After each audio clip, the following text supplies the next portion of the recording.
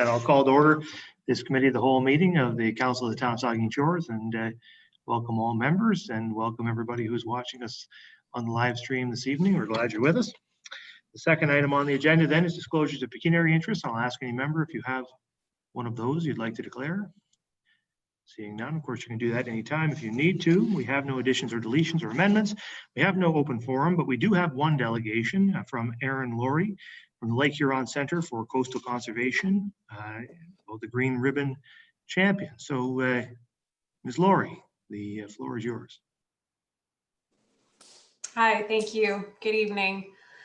Yes, I'm Erin Laurie, and I'm the Executive Director for the Lake Huron Center for Coastal Conservation. I am also the Chair of the Town of Goderich Environmental Action Committee, and I'm a board member with the Maitland Valley Conservation Authority. Thank you again for having me this evening, and I'll just share my screen here if you'll just give me one moment.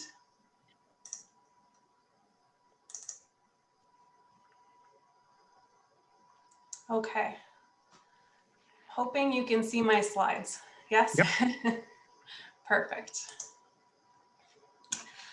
Yeah, so if you're not familiar with the Coastal Center, we are a registered charity, and we're located in Goderich, and we've been working on Lake Huron issues for 22 years now. And this evening, I'd like to speak with you about the importance of beach and dune ecosystems and a shoreline conservation project called Green Ribbon Champion that we're working on to help restore our beach and dune ecosystems and provide the public with free educational opportunities. So first of all, Great Lakes freshwater dune systems are considered to be among some of the most rare and fragile ecological features in North America. Lake Huron's dunes in particular are only found on about 2% of the lake's entire shoreline. But of course, these are the areas of the lakeshore that attract thousands of people every summer, placing them under a lot of pressure. A large portion of these beaches are owned by municipalities like yours, with cottagers owning the land adjacent to the municipally owned beach. Sand dunes provide shoreline communities with a number of important benefits. First of all, they can help to protect the shore and properties from storms, from flooding, and potentially make our shores more resilient to the impacts of climate change. Sand dunes can also help to keep the high quality sand on the beach where it belongs, and they help to filter contaminants out of runoff before it enters the lake, protecting our water quality. They also provide habitat for many rare plants and wildlife that can't be found anywhere else, like the pitcher's thistle and the piping plover shorebird. And some studies have even shown that healthy sand dunes can help to increase property value. Sand dunes are a really crucial part of the beach cycle. As sand is washed up onto the shore and picked up by the wind, dune vegetation catches the sand, and then the dunes start to build up. Then during times of high water levels like we're experiencing now, the dunes are naturally eroded away and sand is carried out back into the lake and often forms a sandbar that helps to further protect the shore. If the dunes are removed, if the vegetation is removed, windblown sand can then easily be carried away onto streets and sidewalks or piling up in front of buildings. And this is a really high quality, fine grained sand that the tourists love. Without beach grass, our beaches will become very coarse and degraded over time, like you can see in the photo, hopefully. Vegetation on beaches provides a lot of benefits. It helps to stabilize soil, absorb excess water, filters out contaminants and nutrients out of our stormwater, reducing potential algae blooms. It also helps to protect the shoreline from wave impacts during big storms. And we often hear from cottagers that they want to remove the dune grass, or sometimes they call it weeds, from the beach, or they want to remove willows from their property. But we really recommend that people leave this vegetation in place since it's their first line of defense during storms. There are many threats to beach and dune ecosystems, but a few of them include invasive species like Phragmites, motorized vehicles, which can damage the beach, and excessive raking or grooming. Now, excessive grooming can become an issue because it aerates the sand, making it more vulnerable to wind erosion. And losing sand like this over time can cause the beach to start to lower in profile, leading to a coarse, wet beach with a higher potential for E. coli. Another issue that's come to the attention of municipalities is that many residents are generally not aware of the value of dune ecosystems, which has resulted in some destruction and damage to the dunes. So our Green Ribbon Champion program provides municipalities with support by working with shoreline residents to educate and empower them to care for the shoreline by providing them with advice and resources that they need to enhance and restore their beach. The program was originally developed several years ago in Tiny Township, and last year the Township of Huron-Kinloss requested that we bring the Green Ribbon Champion program to their municipality. This was a small-scale project, and last summer we started working with local residents to create and implement dune restoration plans on their shoreline properties. We were really thrilled to receive funding from the Nuclear Waste Management Organization and a grant from the provincial government to run this program. So we now have the opportunity to provide the Green Ribbon Champion program to residents of Kincardine and Saugeen Shores over the next few years. The Green Ribbon Champion program involves educational workshops, online webinars, how-to videos, and an educational media campaign. But the main part of the program is the free one-on-one beach assessments that we're able to offer. So we provide participants with many educational materials as part of a beach care toolkit, we call it. And we answer any questions they have about water levels and the beach, and we provide them with some suggestions on how they can improve their beach. Then after the site visit, we provide the landowner with a proposed restoration plan for their beach. We can also meet with municipal staff or other public beach managers to discuss ideas for improving public beaches. And we are hoping to hopefully expand this program to even more of the lakeshore in the coming years. And one of the resources that we provide to residents is the Guide for Shoreline Property Owners that we developed a few years ago for both the Township of Huron-Kinloss and the town of Saugeen Shores. These were developed before the program began. Then later in the fall, we offer participants assistance with actually implementing some of our recommendations that we've made for restoration, since we know it's a lot of physical work for people to take on. So it makes it a lot easier for residents to do. Usually we would do that with groups of volunteers, with school groups or community groups, but of course that'll be a lot more limited this year with the pandemic. But we also provide residents with some of the materials that they need for restoration work, like sand fencing with plants and tools to remove invasive species, so they can actually start to undertake some of the restoration work on their own as well. The Green Ribbon Champion program, where does the name come from? Well, it recognizes and rewards landowners that have made positive changes to the sustainability of their beach.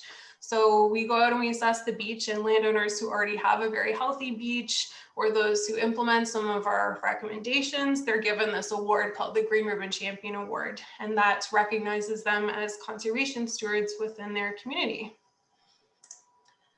As I mentioned, we ran the program last year in the Township of Huron-Kinloss, and it was a very successful first year.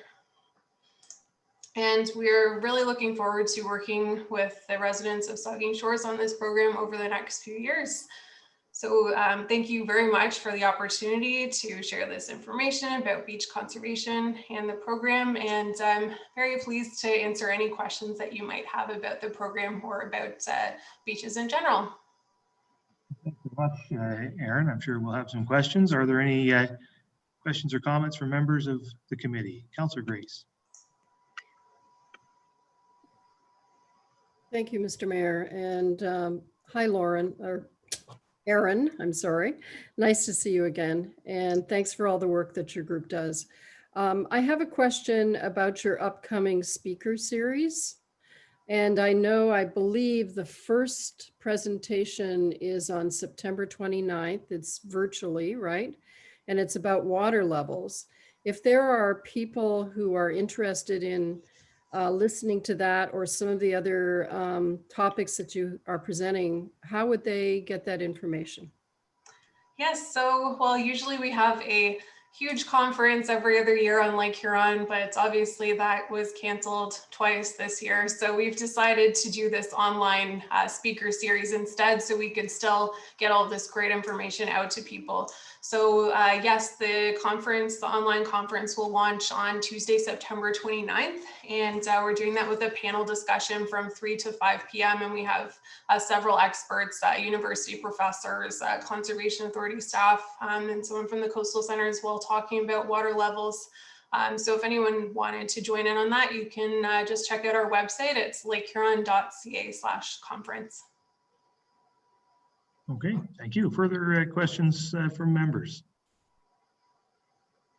I don't see any. Well, thanks very much, Aaron. I think it's a really great concept to sort of deputize our citizens and the people who are living on the water to be the stewards of the lakeshore. I think many of them, maybe all of them, are keen to do that, and so I'm very pleased to see you guys had the foresight and the ability to roll that out in our community the way you have done in others. So we appreciate that effort and appreciate your effort coming in tonight to tell us about it. So thank you very much. That's great. Well, thank you very much. As I said, we're really looking forward to working with Saugeen Shores. Great. Have a good night. Good night. Okay, so that moves us then on to item 7, reports of municipal officers, and report 7.3, infrastructure and development report, which is a staff report on Grenville Street agreement with Leanne Berner and Clayton Smith and the Director of Infrastructure and Development. Thank you, and through you, Mr. Mayor, the town requires that buildings be constructed with access onto municipal roads. So this lot has gone through a planning process, and now this agreement will enable that road to be constructed at their cost. And then future maintenance for snow clearing and garbage collection will be done by the town once the building has been built. Great, thank you. We have a recommendation. I'll read it, then we can take any questions or comments. It's recommended that council authorize a bylaw to enter into a road construction agreement with Leanne Berner and Clayton Smith for a portion of Grenville Street. Questions or comments from members of the committee? The Deputy Mayor.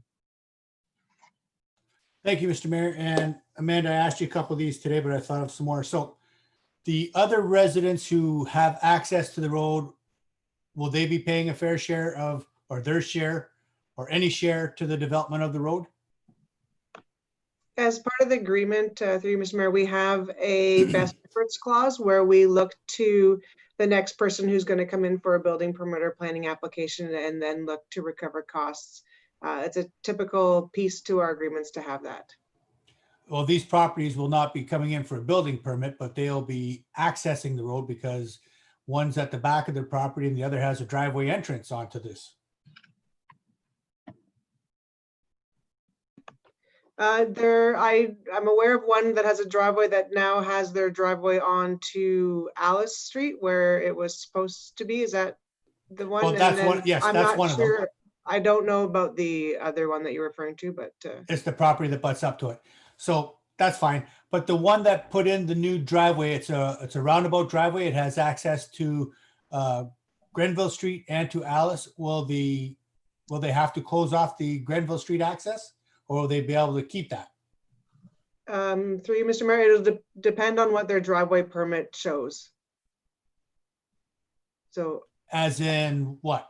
So in order to put a driveway in or a new building permit, you have to get a driveway permit. So if the driveway permit permitted a driveway to Grenville or not, that will be the deciding factor as to how we would move forward on whether that driveway needs to be closed or not. Okay, that's something we'll have to check into because the driveway isn't the code at the moment anyways. And I didn't believe you're allowed to have multi-access driveways onto 2 different roads as it was anyways. Is that correct? Through you, Mr. Mayor, no, that is not correct. There are rules in the zoning bylaws for multiple driveway accesses. There's rules that you have to meet for distances and size of lots. So who should I contact, I guess, for further information on this? Is this through you or is this through the building department? Thank you. Through me is fine for the driveway permit. Okay, I'll send you a message. Thank you very much. Okay, further comments from members? Seeing none, you've heard the recommendation, then I'll ask all in favor. That's carried. All right, then that moves us on to Community Services, Parks and Recreation report and a staff report on the reopening plans for the arenas. And looks like we're going to get that one from Lisa Billing, the Manager of Recreation. Hello, everyone. Good evening, Council, and through you, Mr. Mayor. I share with you today the proposed reopening plans for both arenas, the Southampton Coliseum and the Saugeen Shores Community Complex, following a phased-in approach. The gradual approach follows guidelines from the Ontario Recreation Facilities Association, as well as consultation with our neighboring municipalities, and is appropriate to ensure staff, participant, and public safety as we return to operation. This approach took into consideration the needs of ice user groups, including those of the Southampton Curling Club.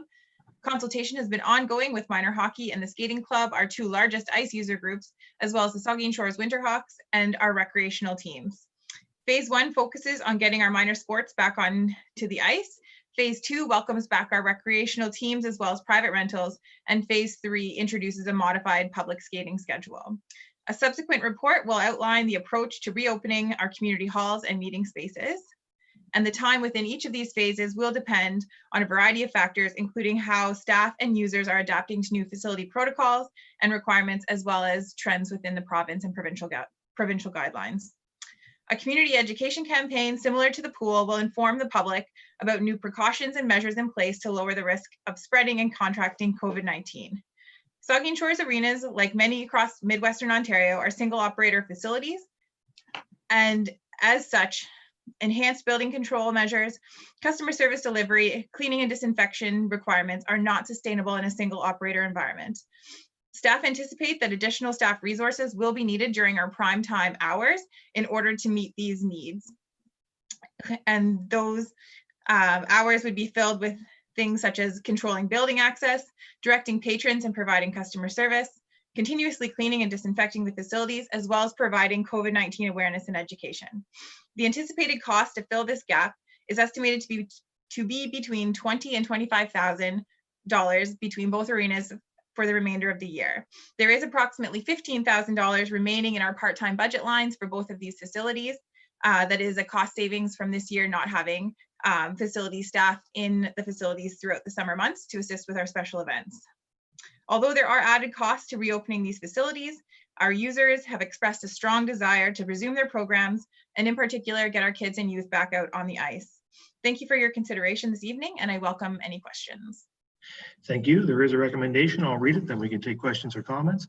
It's recommended that council support the administration and the reopening of the Southampton Coliseum and the Saugeen Shores Community Complex in accordance with new COVID-19 protocols and limitations as outlined by the Grey Bruce Health Unit, Government of Canada, Province of Ontario, and the Ministry of Health. Questions or comments from members of the committee? Councillor Schreider. Thank you, and through you, Mr. Mayor. Lisa, thanks so much for this report. I know you and Jane and Steve and probably all the staff have been working very, very hard on this. I understand how difficult it is, and it sounds like you've laid out a really good plan for us to partially open our doors and get some people back in our building safely. So thank you very much for doing that. And I think that patience with our staff and patience with our customers that will be coming to the building are very important. And thanks so much for putting this together. Thank you. Thank you. I think I saw Councillor Rich putting his hand up. Councillor Rich. Thank you. Through you, Mr. Mayor. Thanks for the report, Lisa. I know that I came in and we spoke a little bit about it, but I think that it's only fair to raise some of the concerns that I might have. First and foremost, I'm concerned about opening the Coliseum before we open the Plex. I understand why we would do so in order to get the curling club up and running. But when I look at the Plex facility, I see a facility that has 6 dressing rooms as opposed to 4. I know our public health unit has shown us that we can only put 7 people in a dressing room. We have to have 3 out in the hall. Fortunately, in the Plex, we have the club room, which could completely isolate users coming and going from one room. So every second hour could be used in there. So to me, it seems that Plex would be a more natural choice just based on space and knowing full well that the curling club would like to get up and running as quickly as possible. My other concern is the not letting users other than minor hockey and sports use the facility right off the bat. I think that currently we have We've had an economic task force that's trying to think about how we would bring local economy to our region as we move forward. Our arsenal as a council is very limited. I think that we all know that, or a number of people that are involved in minor sports would know that there's a lot of people from our community that are currently going to Owen Sound to use their facility. I suspect they're using grocery stores and gas stations in that region, and will continue to do so until you let private users use our facilities here. As well, you will also see that if we were allowing private users to use our facilities as soon as possible, it would lower operational costs first and foremost. Secondly, it would maybe drive a little bit of business and bring business to our community.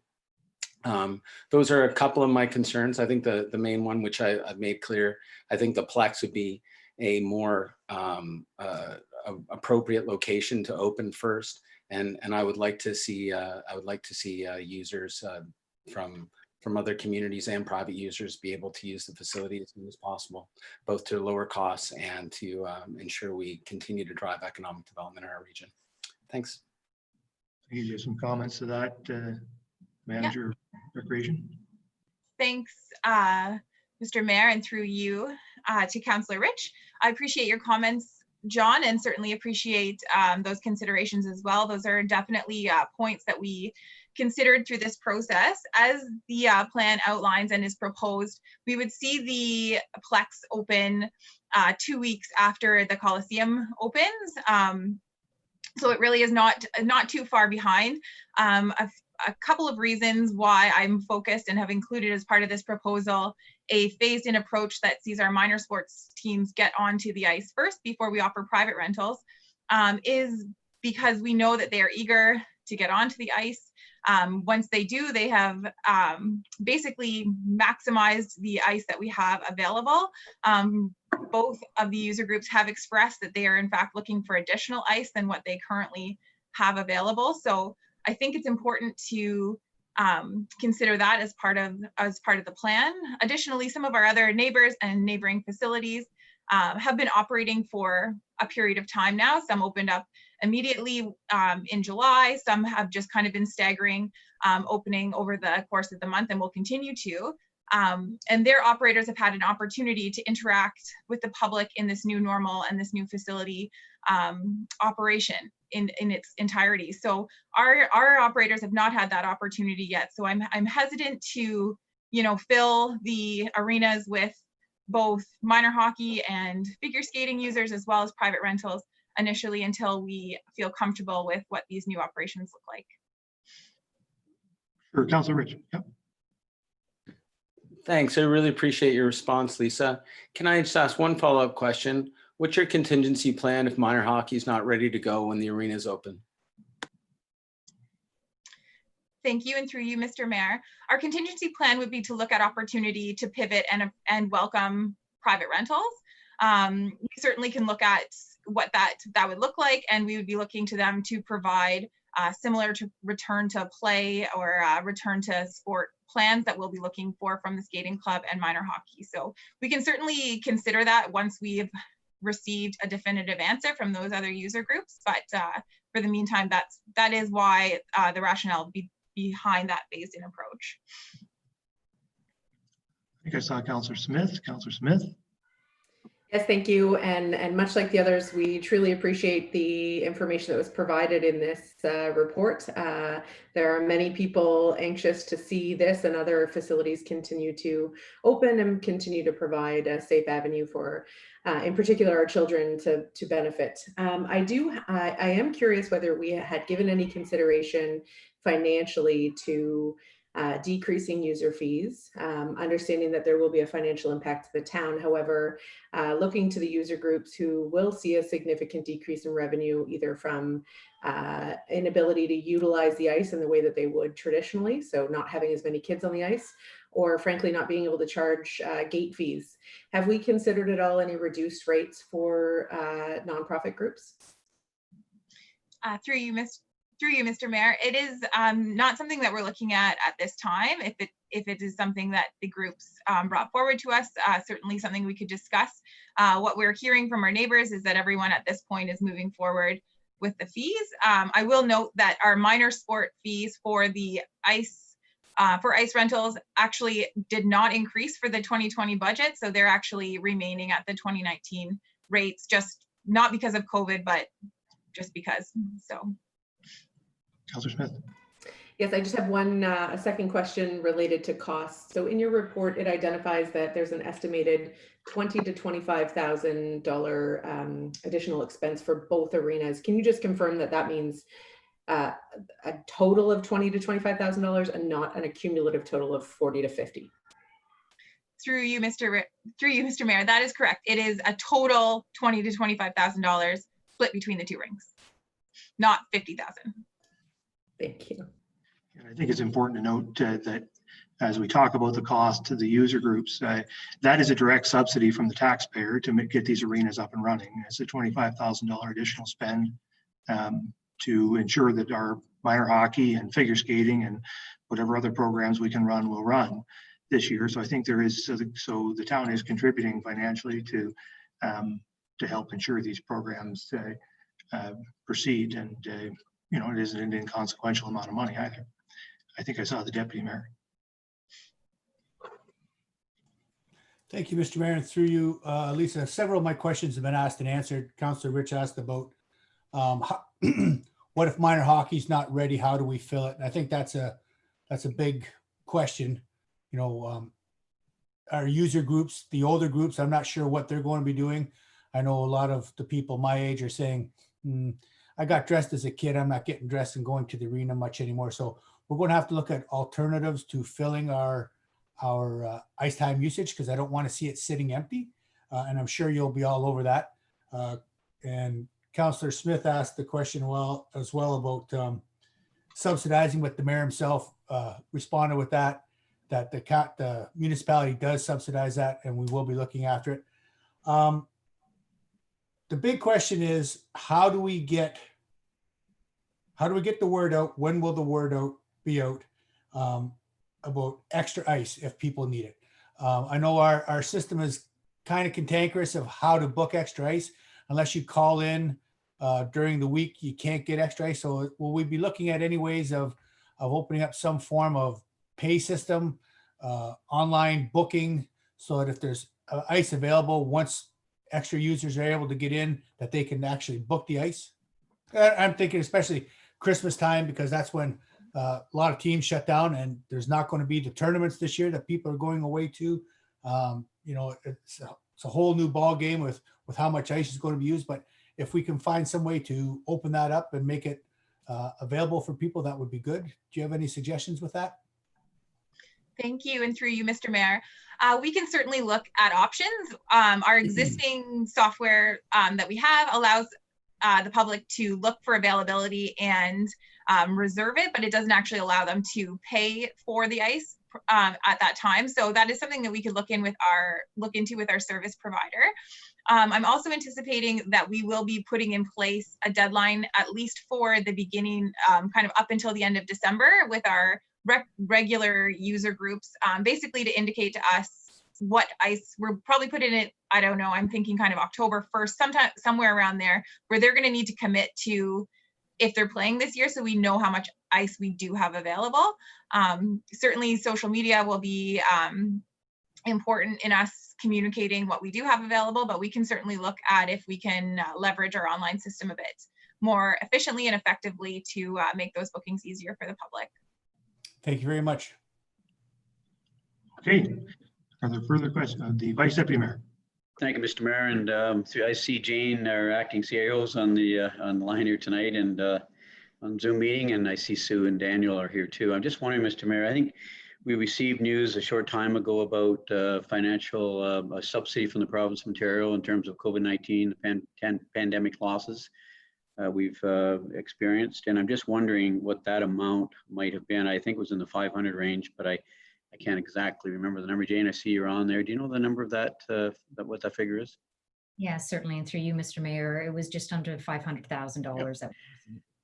Thanks for that. And Jane, I just, while you're here, I guess we'll receive a report at the end of the year. I see $25,000 here tonight. I think earlier in the summer you mentioned $40,000, $50,000, $60,000 from Ball Diamond rentals, and I don't know whether it's some from the tourist camp. I can't remember all the numbers, but, and I'm sure other departments are going to be experiencing some loss of revenues as well. And so will we eventually see a final report on this? We received a subsidy for 500.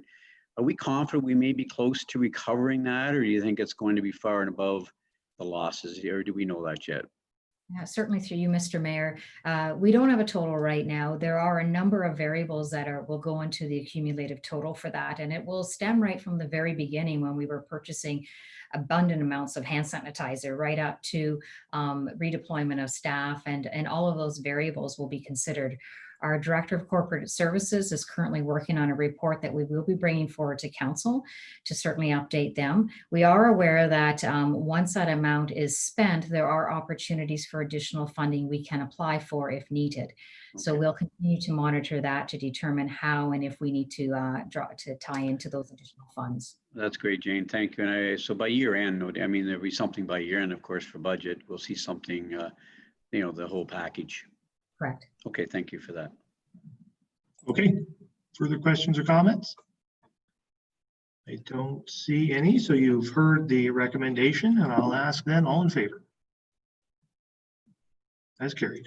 Thank you. All right, then that moves us on to communications and petitions for committee of the whole action. And we do have one item for action there. It's a petition on concession 4 and the speed limit on concession 4.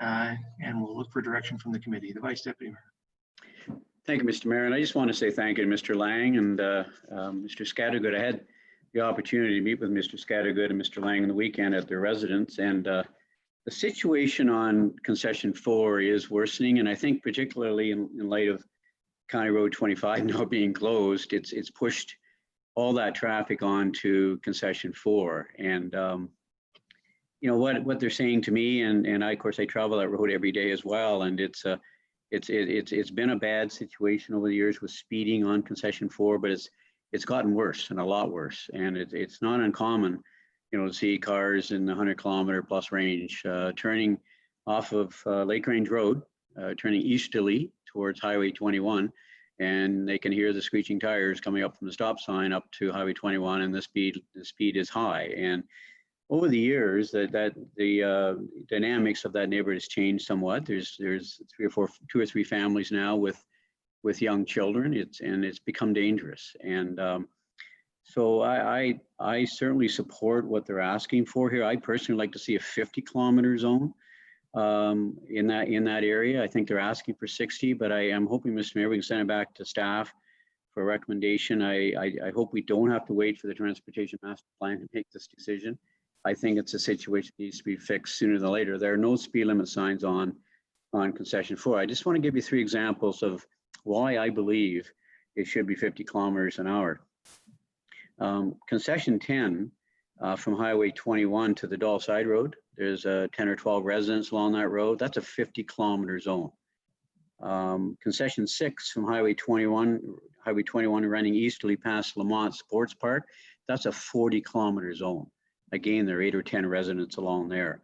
The County Road 33, concession 4 to County Road 25, a 50-kilometer zone. Again, 10 or 15 residents along there.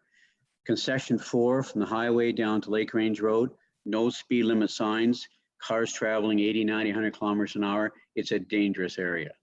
And so, Mr. Mayor, I'm recommending we send this back to staff for a recommendation. I know Amanda's here this evening listening in, and I hope we don't have to wait for the Transportation Master Plan to come, to be released before we take action with these signs. And I would be promoting, I'd like staff to consider when they come back a 50-kilometer zone. If it's not 50 and it has to be 60, then for whatever reasons it's not doable 50. I'd like to hear the reasons why. So anyways, that would be my recommendation, Mr. Mayor. We send it back to Amanda and for staff report. We have a motion from the Vice Deputy Mayor to refer the matter to staff. Is there a seconder for that resolution? Seconded by Councillor Grace. So there is a resolution. And do you have any comments, the Director? Thank you. And through you, we have a tool that has been provided to us by the consultant that did the Transportation Master Plan, where we take into account speed, traffic collision history, entrances, the use of the road, and we can use that tool to do a speed limit analysis for concession 4. We have been asked to do it for other ones through the transportation master plan as well. So, but we can pull that separately for this report and bring it back. I think that's the absolute appropriate way to proceed with a scientific review of the road using your model. It's not setting speed limits politically can often have unintended consequences. And I think it's a good way. That's a good way to do it. I've seen it done successfully before, and so I certainly support that. I think I saw Councillor Carr and then Councillor Smith. Thank you. And through you, Mr. Mayor, I just kind of want to be clear with that one too, Mike. I'm not too sure. Were you meaning, so we're just looking at the section from 21 down to 33, or will we look at the full road from 21 right down to the shore, so go west of 33 as well? And then also too, if nothing else, I don't know if it's something that we could help, because I know the lower part of that road as well is being populated by younger families. If we could be looking at maybe some signs posting that there's children at play, that might help people, be aware of their speed as well, if not in the meantime, just as a suggestion. But just wanted to be clear with that if we're looking at all of concession 4, if we're just looking from 33 to 21, I would support all the way down westerly to the lake myself. The petition asks for from 33 to 21. So that's certainly what we're responding to, and what we're considering referring to staff. So if you want to go further or do something different, then that's certainly going to require clarification of the resolution. I'll get how about I get Councillor Smith, and then I'll come to the Vice Deputy Mayor. Councillor. Thank you. And to the Vice Deputy Mayor's point, I personally grew up on concession 10, and I recall the days where it was an 80 vividly from my childhood. And as much as I respect data and respect the scientific approach, I also would hate to see us wait for the collision history data to become a statistic. And I would much prefer to see us act on this as per the request of the residents, and find a way to find a reasonable solution for these residents. Vice Deputy Mayor. Oh, you're on mute there, Mike. Thank you, Mr. Mayor, and Jamie. Councillor Smith, thank you for that comment, and I think you're right on. And Councillor Carr, I had it in my notes this evening actually, and I'm glad you raised it. I think it is a good idea to take it right from the Highway 21, right down to the shoreline. So I know the petition calls for that area from Highway 21 to County Road 33. But I agree, there are 7 or 8 homes at the bottom of the hill, 8 or 9 or 10 homes at the bottom of the hill as well that should, I see no reason why we shouldn't go right down. So I mean, Mr. Mayor, I think it's a good thought. Is there any difficulty, Amanda, in extending your review all the way to the lake from 21? Through you, Mr. Mayor, no, we would actually do that because you wouldn't change the speed limit to increase for such a short distance from 33 down to the lake. So automatically that will do that.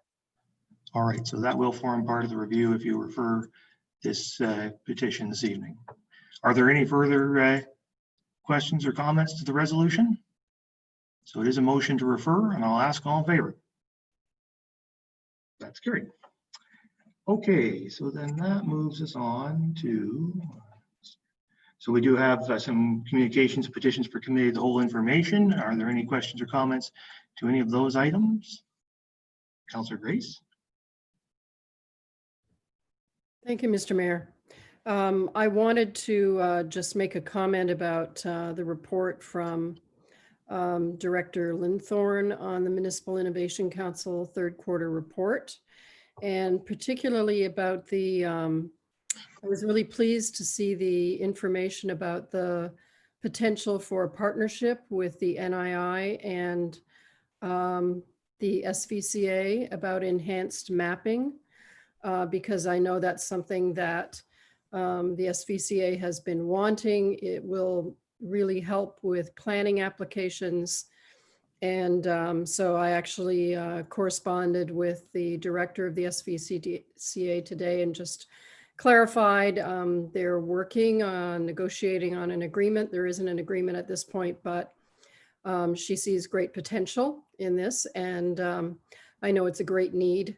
And it's an expensive project. So if we can have something accomplished that way through the MIC, I think that would be fantastic. Absolutely right. Are there further comments to any of these? The Vice Deputy Mayor. Thank you, Mr. Mayor. I just, if you don't mind, if I take a minute to talk about the community launch meeting that's on as correspondence this evening. And the Attainable Housing Task Force, I first of all want to say a big thank you to the task force members. They're working very, very hard to move some housing initiatives forward, at least, well, some recommendations forward, I should say, to council by year's end. And the launch meeting for Attainable Housing Task Force, the official launch meeting is this Thursday evening, and it's at 7 o'clock. And a big shout out to Bruce Power for sponsoring the evening. When we send some notices our last Thursday, Friday, we had 30 or 40 registrants real quick, pre-registering for the launch. And today we're up over 125 residents who have registered for the official launch. So it indicates that there's a real interest in our community in affordable, attainable housing. We've had great support from Bruce County Housing, from Tanya Dixon, and from community members. So we're off to a good start, I think. There's a lot of work to do yet, but the launch is 7 o'clock again to pre-register.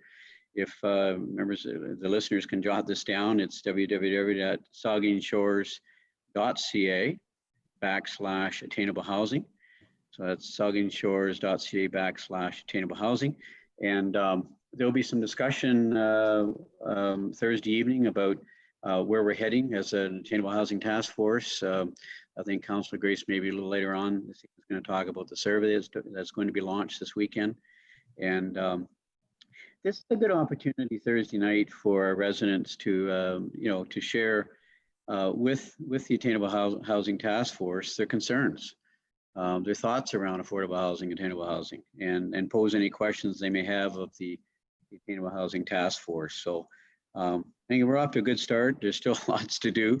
It's early in the game, but our plan is to get some recommendations to council by year end. And again, thank you to everyone. That's particularly to the staff. Sarah and Dana Van Allen and Jay Posner have been terrific. So just want to share that with the community this evening. Please register for our launch meeting for Thursday night. Thank you. Yep, thanks very much for that, Mike. Looking forward to that. The Deputy Mayor.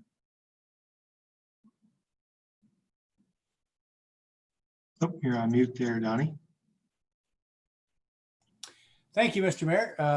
I too am looking forward to Thursday night. I've already registered, and the staff that did the video with the Vice Deputy Mayor, great promotional video.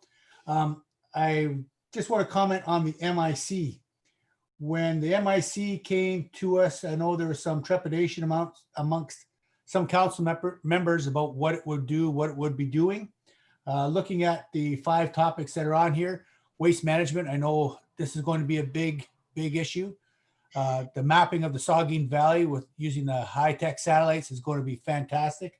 The internet, the data collection they can be doing with that. My question is to our director, Jessica, when will council get a chance to get over to the MIC and check it out? Through you, Mr. Mayor. Great question. So the Nuclear Innovation Institute is fully functioning in 620 Tomlinson. They have shared a policy. They, of course, have COVID protocols in place right now, limiting access into the building and, of course, mask wearing in the space. However, we have had some conversations with them about getting our elected officials through the building for a tour to learn more, as well as our senior management team. Of course, being cautious and spacing out as required. So I'll certainly follow up with them. It's an impressive space. They've done tremendous work on the building, and the projects that the NII and the MIC are working on are just as exciting. So I can certainly follow up. Thank you. That'd be great. Thank you. Are there any further comments to any of these petitions for information? Councillor Myatt. Thank you, Mr. Mayor, and I'm sorry for my brief interlude there, but my country cable was letting me down a little bit. So anyway, with regards to the attainable housing, I wish the community well with that initiative. Just one thing in that regard that came to my attention over the past couple of days, talking with people who are in the supplying of attainable housing or housing business, is what we're seeing in particular. It's an acute wave this particular week and this time of the month is there's a whole bunch of snowbirds who would normally be moving out of their campgrounds in Saugeen Shores to their campgrounds in sunnier climes, Florida or Texas or wherever it may be, that are not able to go this year. And I know personally, I've been getting many calls from these people who are identify themselves as senior couple, not able to find a place to live because their campground's closing here and they can't go to the States. So it's unfortunate. This is a symptom of COVID that we're just starting to see.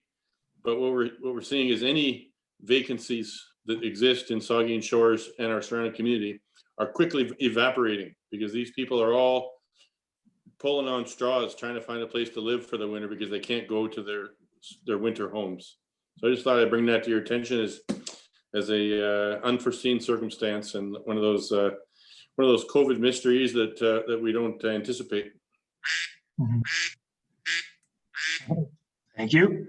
Are there further anything else on the petitions? I don't see anything else. So, okay, that moves us then on to reports of department heads, and we have two of those. And the first one is an information report on the 2021 budget process and information. And looks like we have the treasurer, Daniel. Thank you, Mr. Mayor. Staff have begun the work of preparing the 2021 town budget. Staff's initial proposal is Tuesday, December 8th for the operating budget meeting and Tuesday, January 19th for the capital budget meeting.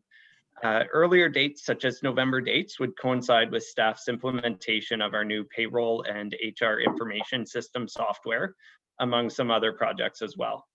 The proposed dates will still allow for a final budget approval in February, which is typical of recent years and typical of neighboring municipalities. Staff would like to emphasize that 2021 will be a difficult budget year for the town. The impacts of COVID-19 on our community and on our town's finances will continue for an indeterminate length of time. This causes difficulties in predicting revenues and expenses and also causes financial issues for ratepayers. MPAC's decision to delay the new assessment cycle and reuse the 2020 assessed values in 2021 means that there is no property value increase in this year's assessment, just assessment growth from new construction. We're in a good position with our construction growth, but we will not likely have the same financial flexibility that we've seen the last couple of years. And just a side note that we've yet to hear from MPAC on their plans for restarting the assessment cycle next year, but we will update council on the impact of the new assessment cycle at a later date. And I'm happy to answer any of council's questions on assessment issues, assessment cycles at any point tonight or over the next year as that comes closer. Back to the budget, there are many factors that are still unknown as we approach the 2021 budget discussions, but staff will be aiming towards a minimal increase in the municipal tax rate. Staff plan to attempt to use reserves where applicable, including department-specific reserves, and possibly the tax stabilization reserve if necessary, in order to mitigate the impact to the municipal tax rate in 2021. Staff will also be including supplemental taxation revenue in the budget for the first time. Thank you, and I welcome any comments or feedback that you have. Great, thank you, Daniel. Comments from members, Councilor Grace. Thanks. Thank you, Mr. Mayor, and thank you, Daniel, for the report and your staff. I had one question. You just, I think, talked about the property assessments for 2021 being based on 2020 assessments, but I thought in the report it said it would be based on the assessed values of January 1st, 2016. Sorry, so it is more correct to say the assessed value on January 1st, 2016. During 2016, MPAC sends residents their assessed value as of the date of January 1st, 2016. So what MPAC appraises the value of the property on January 1st, 2016. It then phases in that value over the next 4 years. So in this assessment cycle, that's 2017, 18, 19, and 20.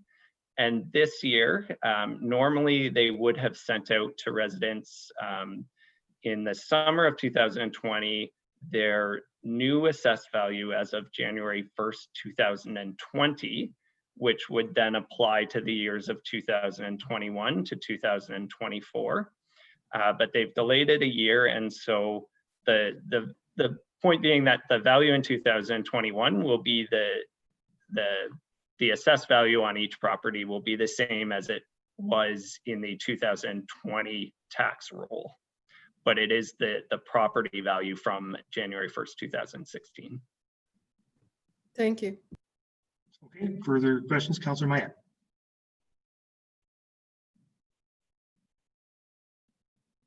Oh, Thank you, Mr. Mayor. Can you, you can hear me but not see me, right?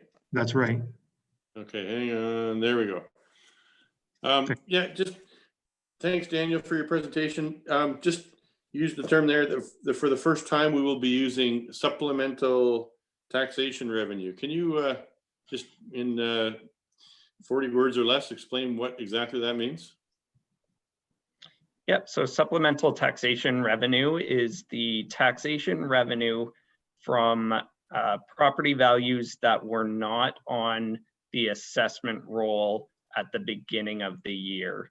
So as new construction is assessed throughout the year, we receive that information from MPAC, and then we bill the resident for that new construction on their property, or that new value on their property throughout the year. So over the past few years, we've had some that's been unbudgeted, that's been fairly high throughout the year. And from comments received over the past year or two, the mayor's comments in particular, I've seen a desire from council to add that into the budgeting process to have a more reflective budget, a more accurate budget of what our financial picture will look like through the year. And so we'll be doing that to some extent in the 2021 budget as part of our base proposal. I think I understand. Thank you. Very good. Thank you. Further comments from members? I think certainly appreciate that report. Daniel, I think it sounds like you're on the right track, looking to limit our tax increase as much as possible in 2021. We have a lot of people, particularly businesses, who are going to have a difficult time sustaining tax increases in 2021. And we need to, as a means, I think for at least a year, as a means by which to subsidize those businesses and those citizens, find a way to limit our tax increases as much as possible. One thing the administration should certainly be planning to do, in addition to what you've said, is to freeze hiring across the corporation as you come into this budget cycle. In other words, we should not be adding full-time equivalents in 2021 if at all possible. And certainly that's a message that I hope will be heard at the police service as well. I think that it's if we're going to deliver that low budget, and that a budget that delivers the services that we are good at delivering in a way that is affordable for our taxpayers at a time when they are facing some difficult financial times, then we're going to need to tighten our belts in that way and find ways to deliver our services, at least for this year, with the staff complement we have. I think that, and it's important to be very clear, that is not sustainable in the long term. Neither a very low tax increase, a non-inflationary tax increase, or not adding full-time equivalents. We will have to have inflationary tax increases in the future. We will have to add full-time equivalents in the future. But for 2021, I think it's a good way to go into the budget, at least to make sure that we're trying to deliver as tight a budget this year as we can, given the pressures people are facing. So anyway, but we'll get to talk a lot more about that in the next couple of months. So if there's nothing further on that, then we will move on to item 2, which is an information report on the virtual leisure and volunteer fair. And we have the manager of recreation. Thank you. And through you, Mr. Mayor, we have taken our traditional event and we're attempting a virtual leisure fair. So we've posted our event today. This information report brings council up to date on what we're considering. We've had interest from about 14 groups at this point, which is fantastic. And I expect we will draw more into the group and certainly encourage the community to get involved. We still want to, of course, support these organizations who are opening up their programs and looking for participants. Great. Any questions for Lisa on that? Councillor Maya. Lisa, do you have a date? I do.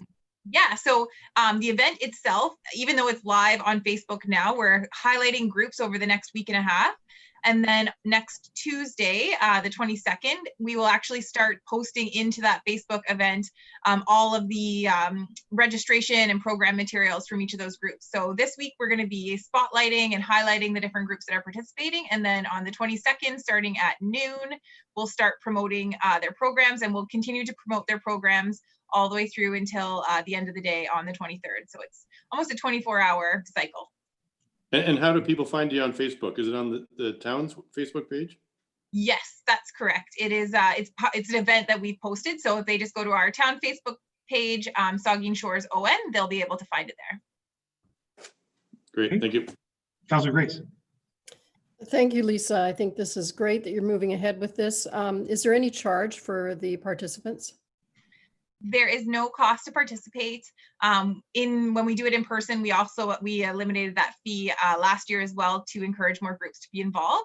We also had the Southampton Arts Centre come aboard as a partner. So they've actually offered an opportunity to have print materials and a display available at the Arts Centre for a period of time with protocols in place and ways that groups can drop off and pick up their materials. So that was kind of cool to have them come on board to still kind of give that in-person experience that they manage with their team.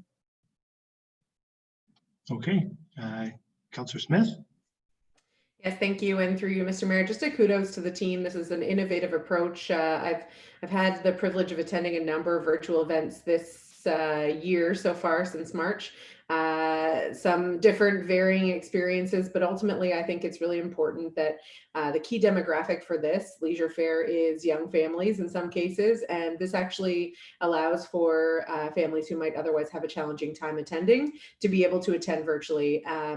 I do think back to attending this event many times and the amount of people that we have funneled into Rotary Hall. I think we may see this as a real improvement to the initiative going forward, and kudos to you for taking the initiative and coming up with an innovative solution.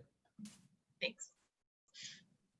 Okay, anything further? Well, thanks very much, Lisa. Thanks very much for your work on this and putting this together. I agree it is a great solution, although I have to say that I do like the other way of doing it too. So I'm hoping we can go back to doing it that way at some point in the future. So anyway, but it's good for this year and we appreciate your efforts. So thank you. All right. So that takes us to the end of the committee of the whole agenda, and we will look at announcements by members. The Deputy Mayor. Thank you, Mr. Mayor. It's that time of year. The kids are back at school. That means the roadways are very, very busy. So please, people, keep the speed down. Thank you, Councillor Grace, for your initiative of helping to get those signs out there all around town. So please be watching for the little ones and the big ones walking, because right now, with the way things are at school, they're not staying in school for lunches and the streets are busy. And on that same note, just remember, try and keep the social distancing going. The more we work at it, the lower the numbers stay in our community. Thank you, Mr. Mayor. Thank you. The Vice Deputy Mayor. Well, thanks, Mr. Mayor. And I just wanted it's a shout out to the public works staff, the guys. I just was out walking today in Saugeen Beach Road, and the road was closed at concession 4, and the barricades were up, and there was a notice sent out in advance. And anyway, I just moseyed my way over to talk to the guys at the site, and you know, how'd this come about? Well, we do our rounds, and we saw that part of the road was caving a little bit in this area from a drain, and there were 2 big pipes repairing the road. And I just wanted to say that, you know, we have staff that are constantly looking at, you know, things that need to be repaired, and they're on the lookout, and they do their their routines, their daily reviews, and they just do a fabulous job. So I just wanted to send a shout out to our public works staff for what I witnessed today. They did a great job. Thank you. Thank you, Councillor Schreider. Nothing tonight. Thank you. Thank you, Councillor Smith. Yes, I have two items. One, Schreider, I know you're going to be upset that I'm mentioning this one because I'm sure you participated in it. But over the weekend, the Live a Little golf tournament took place for the Help Me Out several years. And I didn't prepare this one because I assumed you were all over. But nonetheless, congratulations to the foundation on much success in raising funds in our community and providing a well-attended event for several years. And secondly, also noting that registration for minor hockey opened today. This is an interesting year that we are requesting a lot of patience from members of the community as we funnel through guidelines from Hockey Canada, the OMHA, and the Ontario Women's Hockey Association as well. So we're working very hard as a minor hockey and as a community to put together a program that will service the youth in our community. So thanks to all those who are working on that behind the scenes. Yes, thank you. Councillor Rich. Nothing. Councillor Grace. Thank you, Mr. Mayor. Yes, I have two items. I want to first echo the Vice Deputy Mayor's praise for our public works staff. We had several distressing incidents of vandalism on Friday night, and our public works staff was out there early on Saturday morning cleaning up the road, the Memorial Garden, and thanks for getting out there on a Saturday and doing that. I also wanted to just add to the Vice Deputy Mayor's comments about the Attainable Housing launch on Thursday night. I'm also a member of that task force, and I really want to just encourage people to fill out the survey. When we do the launch on Thursday night, the survey is going to be available after the launch. It will be available on the same link of our website that the Vice Deputy Mayor mentioned, which is www.saugeenshores.ca/attainable housing. You can also access that survey through paper means if you want to. They'll be available at the Plex in the town office. And one of our members, Minnie Jakes, is arranging for paper copies to be distributed at various places in Port Elgin and Southampton. And then you can drop it off at the Plex or I guess mail it in. But we really need people's feedback. This is we're looking at all kinds of housing needs. And so we need feedback from all ages, all types of families and individuals. Assessing our needs is a really critical part of our study for this task force. Thanks. Thank you. Councillor Carr. Nothing tonight for me. Okay, Councillor Myatt.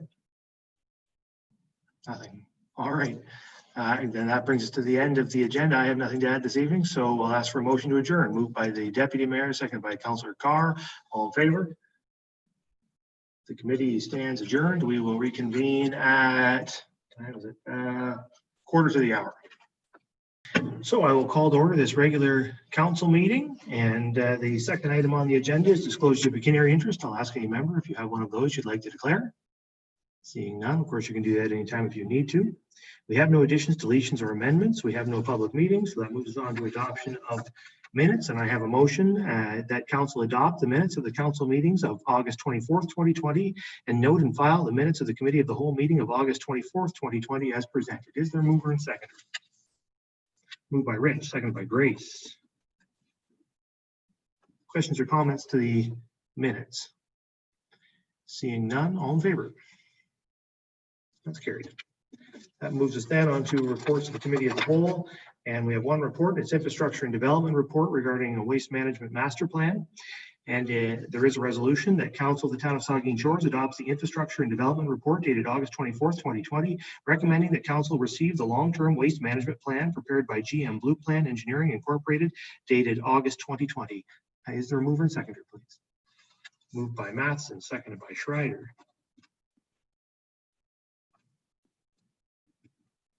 Questions or comments to the resolution? Seeing none, all in favor? That is carried.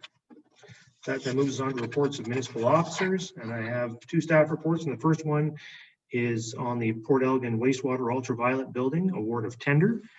And I do have a resolution. I'll read it. It's moved that council authorize Dom Construction to be awarded the contract for the Port Elgin wastewater plant UV building project in the amount of $105,000 plus applicable HST, and that the mayor and clerk be authorized to sign the necessary tender documents. Is there a mover and seconder for the resolution? Moved by Mayat, seconded by Grace. Do you have comments, the director? Not thinking unless there's any questions about this one. Are there any questions or comments to the resolution? Seeing none, all in favor? It's carried. That then moves on to the second staff report, which is on the North Shore Road and Trail work. And I have a resolution that council authorized staff to proceed with a single source procurement for the supply and placement of large diameter angular stone for the use on the North Shore Road from FMRS Construction Incorporated with an upset limit of $60,000 to be funded out of the future capital reserve. Is there a mover and seconder for the resolution? Moved by Carr, seconded by Schreider. Questions or comments to the resolution? The Vice Deputy. Thank you, Mr. Mayor, and I just want to thank Amanda for having the heads up on a seemingly a good deal on some stonework. The only question I did have is, Amanda, I mean, they're fairly good size, I can see in the photos. Is it fair to assume these are coming on a flatbed truck, and how would they be lifted off, and are there costs associated with placing the boulders in place? Thank you, and through you, I would like to acknowledge Adam Stanley, our Manager of Engineering Services, for putting this together. SMRS is working in Port Severn, and they're doing blasting, and so they're getting these rocks that are 2 foot by 4 foot by 8 foot. So they're quite large and quite the opportunity to have them. So they are too heavy for our equipment. So currently we can load them or unload them from the flatbed trucks that are coming down, and we're storing them on one of our sites. But when we do place them, we will be asking SMRS to take them from the truck and place them at the top of the slope for what they can do. We also may reach out to other local contractors to help get that work for placement if necessary, if SMRS can't do it as they're unloading that. So Mr. Mayor, just follow up. So Amanda, what you're saying is the $60,000 fee, there may be some additional cost to place the rocks in place then? No, thank you. Through you, Mr. Mayor, there will not be. So that 60,000 is to purchase the remaining rocks and have them placed along the top of the slope. Okay. Thank you. Thank you. Further questions to the resolution? I know I have been hearing from members of the public who are concerned about the size of the North Shore Road. Trail already is destroyed, and some are concerned about the road over the course of the winter. And so what folks are saying here is the municipality moving forward to shore up that road and protect it, ensure that it survives the winter.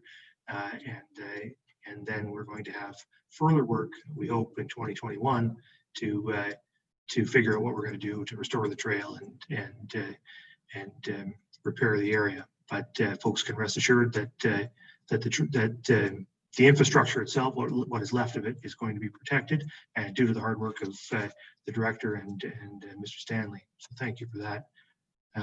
The Deputy Mayor, do you have a comment? Thank you, Mr. Mayor.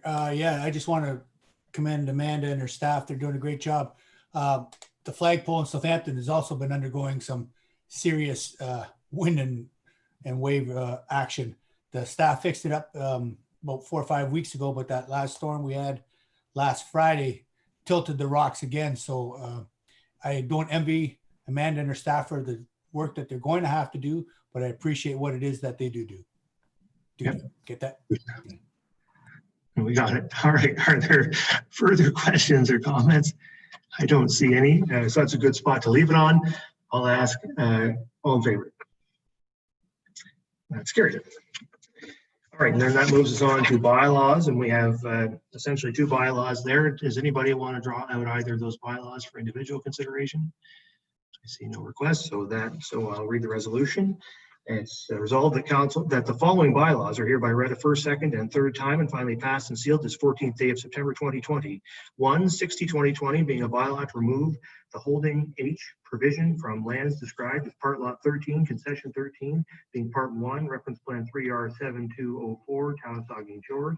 2/61/2020 being a bylaw to authorize an agreement with Bruce Area Solid Waste Recycling, and 3/62/2020 being a bylaw to confirm the proceedings of the Council of the Town of Saugeen Shores. Is there a mover and seconder for the resolution? Moved by Schreider, seconded by Carr. Any questions or comments? Seeing none, all in favor? That is carried. That brings us to the end of the agenda. I have a resolution that this regular council meeting of September 14, 2020 hereby adjourns at 7:54 p.m. Mover and seconder. Moved by Smith, seconded by Rich. All in favor? We stand adjourned. Thank you very much. Have a good evening, everyone.